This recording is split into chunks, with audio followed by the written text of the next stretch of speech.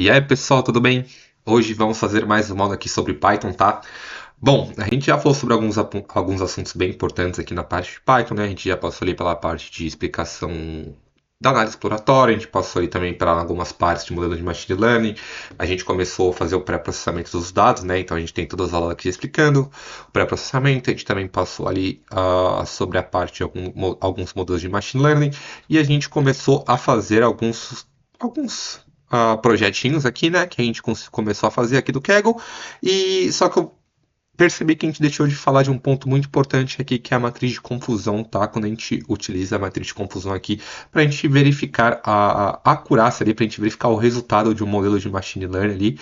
Então, hoje a gente vai utilizar essa aula aqui para a gente explicar qual que é o conceito aqui de matriz de confusão, como que a gente implementa ela aqui dentro do Python e explicar ali para que serve, né? Como que a gente faz a análise de uma matriz de confusão.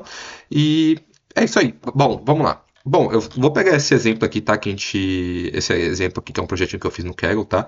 Só deixa eu pegar aqui, eu acho que eu não deixei isso daqui salvo, tá? Só vou dar um Ctrl+C, Ctrl+V aqui. Acho que a gente não vai conseguir ver ele depois.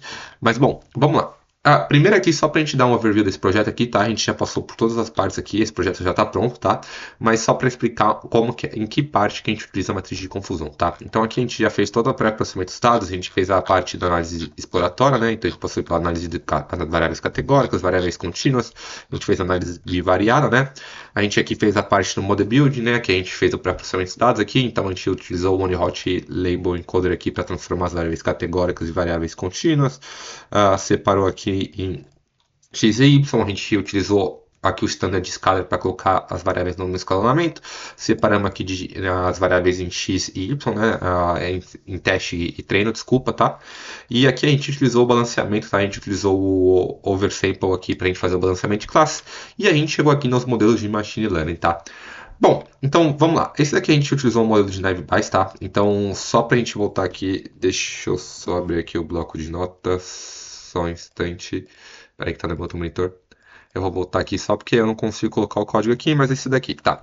Então, aqui, essa daqui são as importações, tá? De como a gente consegue fazer a importação aqui do... Dá para fazer de vários jeitos, tá? Mas eu prefiro utilizar essa biblioteca aqui, tá? Para a gente conseguir mostrar ali a matriz de confusão, tá? Então aqui dentro do sklearner.metrics a gente consegue importar algumas coisas, tá? Como a accuracy score aqui, confusão métrica e classification report. E aqui do yellow bricks classifier a gente consegue importar aqui a confusão metrics, tá? Então essas são as importações aqui que você precisa fazer para conseguir rodar aqui a matriz de confusão, tá? Então vamos lá. Aqui a gente fez aqui, a gente colocou aqui o from scalar, né? A gente portou um naive Bayes, né? Aqui a gente deu um Gaussian NB para receber o modelo aqui nessa variável, a gente deu um fit aqui para fazer o treinamento dos dados, e aqui depois de fazer o treinamento, a gente fez a previsão desses dados, tá? A gente utilizou aqui o prevision, aqui naive Bayes.predict, na nossa variável de teste ali para a gente verificar se a gente consegue fazer o resultado, tá? Depois aqui a gente criou uma variável para receber a matriz de confusão aqui desse modelo aqui, do naive Bayes, tá? A gente deu um fit aqui e deu um semi.score. Esse é o resultado que a gente recebe aqui. Isso é uma matriz de confusão, tá? O que faz a matriz de confusão? A gente sabe que aqui nesse exemplo, aqui nesse projetinho, a nossa variável target ou ela é 0 ou ela é 1, tá? Que aqui é uma variável de credit risk. Eu acredito que... deixa eu só confirmar aqui, tá?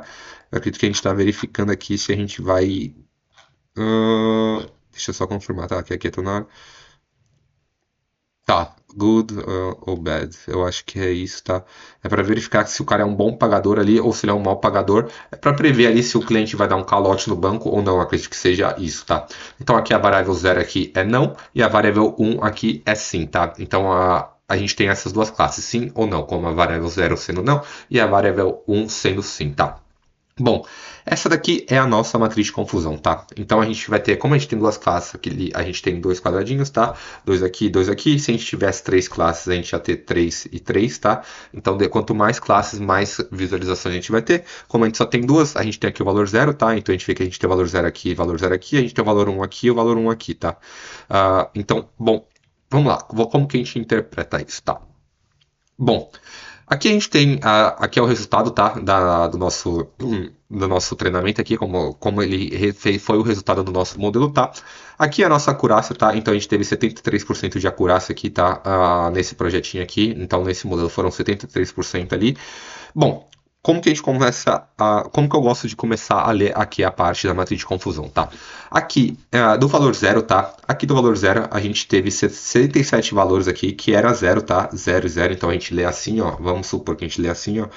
67 valores, ele falou que era zero e era zero, tá? Então ele acertou 62, só que 67, desculpa. Só que desses 60, desses aqui 67 tá certinho, e aqui ele falou que 62 era 1, mas na verdade esses 62 aqui eram zero, tá? Então ele acertou 67 aqui e errou 62, tá? Porque aqui ele falou que era 1, mas na verdade era zero.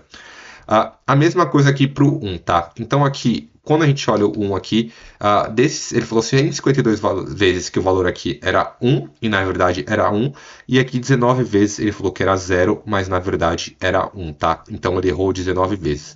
Então aqui a gente tem 152 vezes que ele acertou, 19 vezes ele errou. Aqui do 0, ele acertou 67 vezes e errou 62 vezes, tá? Então, esse é o jeito que a gente consegue ler aqui a matriz de confusão, tá? Então, a gente consegue ver o quanto ele acertou para cada classe e quanto ele errou, tá? Isso é muito importante para quando a gente quer verificar aqui algumas informações, tá? Bom, por exemplo, esse modelo aqui. Vamos supor que esse exemplo aqui é para que a gente consiga... a gente quer supor não, né? Esse projeto aqui é para a gente prever os clientes que não vão pagar o banco, tá? Então, qual que é o valor que a gente está buscando? A gente estava buscando o valor positivo, tá? Vamos supor que aqui, por incrível que pareça, aqui foi ao contrário, tá? A gente conseguiu aqui o valor positivo é 1, que ele não vai, que ele vai dar calote no banco. Então, a gente teve aqui 1 e 1, ele foi muito bem. Aqui dos 152, aqui a gente teve 150, deixa eu abrir a calculadora aqui, tá? 152. Deixa eu só. Desculpa aqui. A gente teve 152 mais 19. Então, aqui de 171 pessoas aqui, ele acertou 152 que não pagaram, tá? Então, é um resultado muito bom. E dessas 171, 19 ele disse que ele errou, que ele falou que a pessoa. Tá, que a pessoa não ia deixar de pagar e ela deixou de pagar, tá? Então, isso é um ótimo modelo aqui para prever, tá? E aqui, quando ele tá prevendo os clientes que não pagaram, tá? Que iam pagar normalmente, desculpa. Aqui desse daqui que eles não que ia pagar normalmente, tá? Que não ia dar calote no banco, ele acertou 67, mas ele errou 62. Desses 62 que iam pagar normalmente, ele falou que não ia pagar. Então a gente teve um resultado ali meio ruim, tá? Quando a gente foi prever essa aqui. Então a gente sempre precisa ficar meio esperto aqui no que a gente está buscando. Vamos supor que a gente estivesse buscando aqui um modelo tá, nosso modelo aqui é para prever se há um spam ou não, tá? Quando eu digo um spam, é quando um e-mail tá para prever se aquele e-mail era um spam ou não, que ele recebeu, se ia para a caixa de spam ou se ia para a sua caixa de entrada, tá? Então, o que que a gente quer quando a gente quer verificar se é um spam? A gente quer prever os que não são spam, tá? Para que isso vá para sua caixa de entrada e não vá para a caixa de spam e que você receba esse e-mail normalmente, tá? Vamos supor que aqui que o não spam é 0 e o 1 aqui é o spam, tá? Então aqui ele preveu muito bem o quanto era spam, tá? Então aqui 152 e-mails foram para a caixa de spam e eram realmente spam e 19 foi para a caixa de entradas, mas eram spam, tá? Então aqui ele errou apenas 19 que foram para sua caixa de entrada, mas era para ter ido da caixa de spam. Mas aqui quando a gente está olhando a parte do zero, tá? Que é o que a gente quer prever, que a gente quer verificar que esse modelo não tem, que ele é um e-mail normal, que ele deveria ir só para a caixa de entrada. Aqui ele acertou 67, tá? Então 67 e-mails que eram normais foram para sua caixa de entrada, mas 62 aqui que eram normais ele jogou para a caixa de spam. Então a gente teve um modelo aqui muito ruim, tá? Então a gente sempre vai ficar esperto naquilo que a gente está querendo buscar, tá? Outra coisa aqui também que complementa a nossa matriz de confusão, tá? Que a gente consegue ver, a gente tem essas métricas aqui, tá? Que é a precisão, o recall e o F1 score. Eu peguei aqui um Excelzinho, tá? O chat GPT, nosso grande amigo aqui, já colocou aqui para nós as fórmulas, tá? Só tirei um print lá. Então vamos lá, tá? Então a gente, primeiro aqui, a gente tem a curaça, tá? Que é esse resultadinho aqui, tá? Que é o principal que a gente está buscando aqui. Ops, deixa eu só voltar aqui, tá? Então, o que que ele faz aqui? Ele mede a proporção de previsões das certas ao total de amostra, tá? A acurácia é útil quando as classes estão balanceadas, ou seja, tem quantidade semelhante, tá? Então, o que que acontece aqui? Ele fala muito daquilo sobre o que a gente falou, tá? Quando a classe é balanceada, que a gente precisa estar ligado naquilo que a gente está buscando, tá? Se a gente está prevendo o resultado positivo e o resultado negativo, tá? Tem alguns casos eu acho que eu até tenho aqui, deixa eu mostrar para vocês. Deixa eu só pegar aqui, Kaggle, your work. Eu acho que foi nesse do Luana Provo aqui, tá? Deixa eu só. Aqui é tudo na hora, né? Então a gente tá fazendo aqui agora. Tá. Então vamos aqui, ó. A gente quer verificar aqui. Esse exemplo aqui ele é ótimo para a gente verificar como que a acurácia às vezes ela pode ser mentirosa, tá? Nesse exemplo aqui, a gente está querendo buscar os valores 1, tá? Que é quando o empréstimo vai ser aprovado ou não. Quando a gente olha aqui, ó, a gente teve uma acurácia de 81% aqui praticamente, se a gente arredondasse para cima, tá? Só que quando a gente olha aqui, a gente viu que a gente conseguiu acertar a maioria dos resultados aqui no zero, tá vendo? Do zero aqui, de 5.747 ele acertou e 626 ele errou. Mas quando ele olha o resultado que a gente quer buscar aqui, que é o 1, ele acertou 1.203 e errou 1.014 ali. Então ele teve quase 50% só, ele acertou. E a gente tem uma acurácia muito grande, porque a maior parte dos nossos dados é do valor zero. Então, como ele acertou bastante do zero, ele dá uma acurácia muito grande, só que é uma acurácia falsa. Então a gente precisa ficar sempre esperto para isso, tá?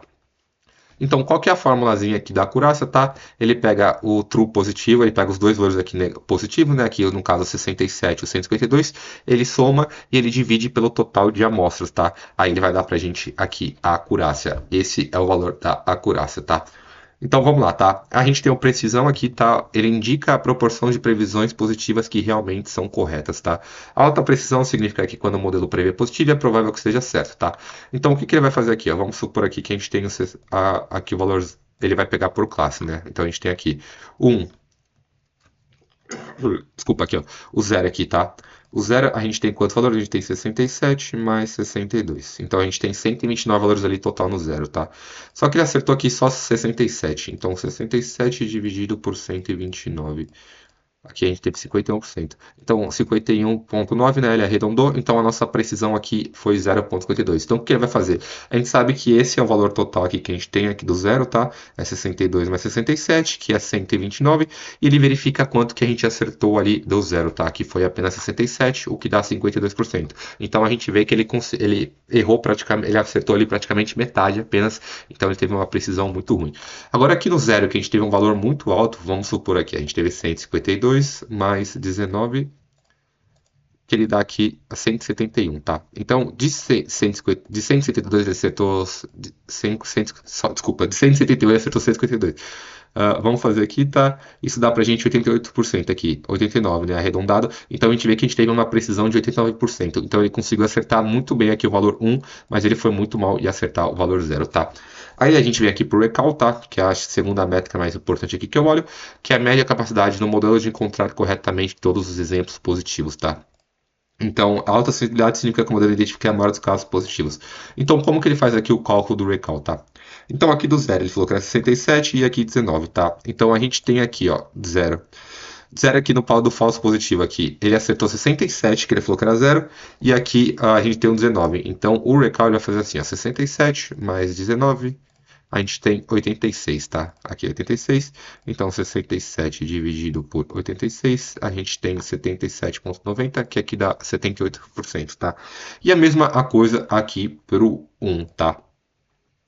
Porque aqui do 1 a gente teve esse valor aqui, tá? 152 mais 62 aqui. E 152 ele acertou, que era realmente 1. E aqui 62 era 1 e ele falou que era 0. Então esse é o nosso recall, tá? Então a gente verifica ali, essa é a formulazinha do recall aqui, tá? Que é true positivo dividido por true positivo mais falso negativo. Que ele mede a capacidade de encontrar corretamente todos os exemplos positivos, tá?